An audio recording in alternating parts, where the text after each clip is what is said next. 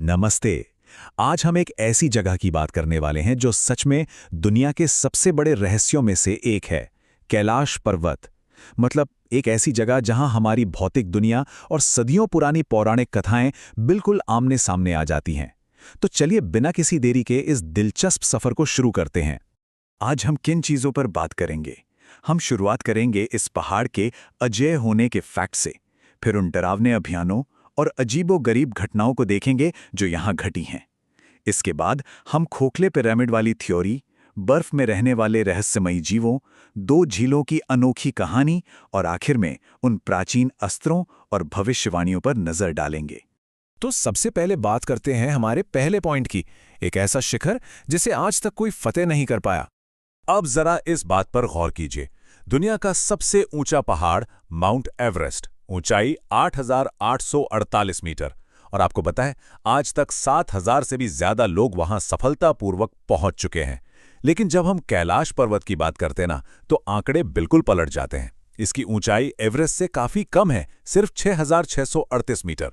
फिर भी एक पुरानी पौराणिक कथा को छोड़ दें तो आज तक इस पर सफल चढ़ाई का रिकॉर्ड 0 है, बिल्कुल 0। ये सच में आज भी पूरी तरह से अजेय है। थोड़ा सा इसकी लोकेशन को भी समझ लेते हैं। 1962 के भारत-चीन युद्ध के बाद चीन ने लगभग 7,20,000 वर्ग मील के इलाके पर कब्जा कर लिया था, और इसी वजह से कैलाश पर्वत आज चाइनीज ऑक्यूपाइड तिब्बतन रीजन में आता है। भारतीय सीमा से ये लगभग 100 किलोमीटर दूर है। तो सबसे बड़ा सवाल यही है ना कि आखिर ऐसा क्या है जो पर्वतारोहियों को इस पहाड़ की चोटी तक पहुंचने से रोक रहा है?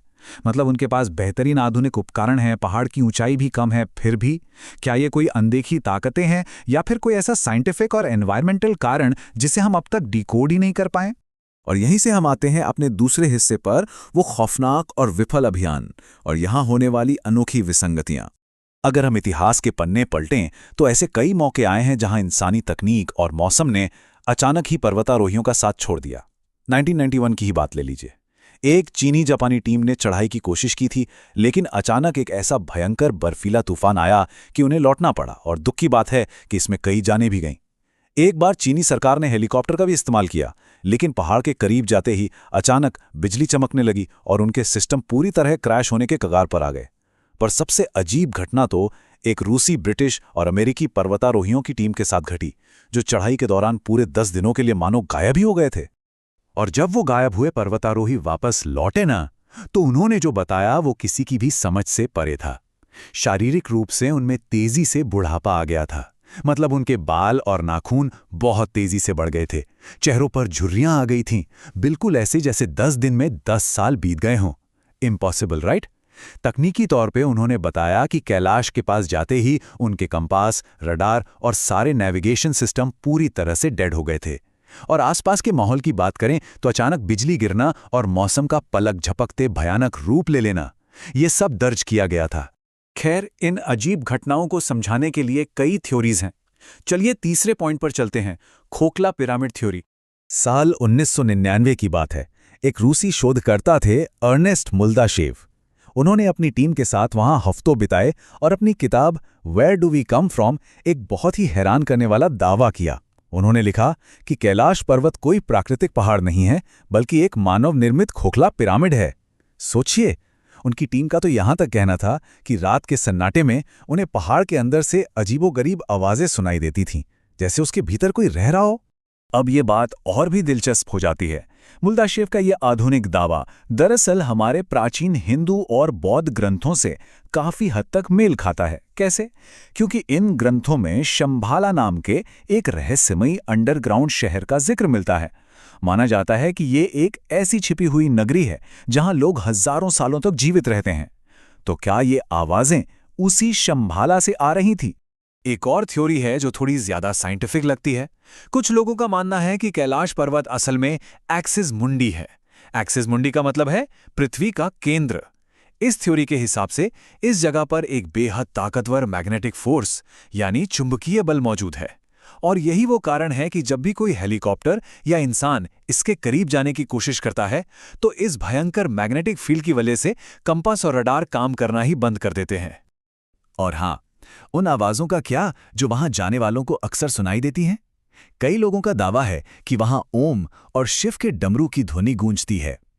अब विज्ञान इसे एक प्राकृतिक घटना मानता है। साइंटिस्ट्स का कहना है कि जब तेज हवाएं गिरती हुई बर्फ से टकराती हैं तो वैसी आवाजें पैदा होती हैं। लेकिन आस्था रखने वालों का नजरिया बिल्कुल अलग है। उनके लिए ये इस बात का सीधा प्रमाण है कि भगवान शिव वहां साक्षात विराजमान हैं और ये ब्रह्मांड में गूंजने वाली उन्हीं की शाश्वत ध्वनि है।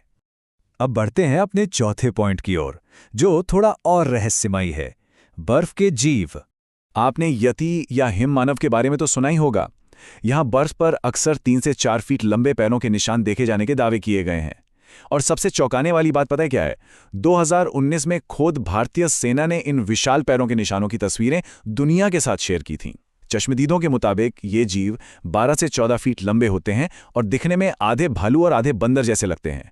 हालांकि स्थानीय लोग इसे एक अशुभ संकेत ही मानते हैं। लेकिन बात सिर्फ यहीं तक सीमित नहीं है। एक किताब है अघोरी द अनटोल्ड स्टोरी।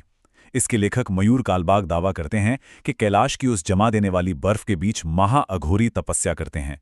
इन प्राचीन और रहस्यमयी तपस्याओं के बारे में कहा जाता है कि वे इस भयंकर ठंड में भी 4000 से 5000 सालों तक जिंदा रह सकते हैं और एक तरह से ये इस पवित्र पर्वत के रक्षक हैं जो आम इंसानों को उस चोटी तक पहुंचने से रोकते हैं। चलिए अब बात करते हैं 5वें पॉइंट की, 2 झीलों की कहानी।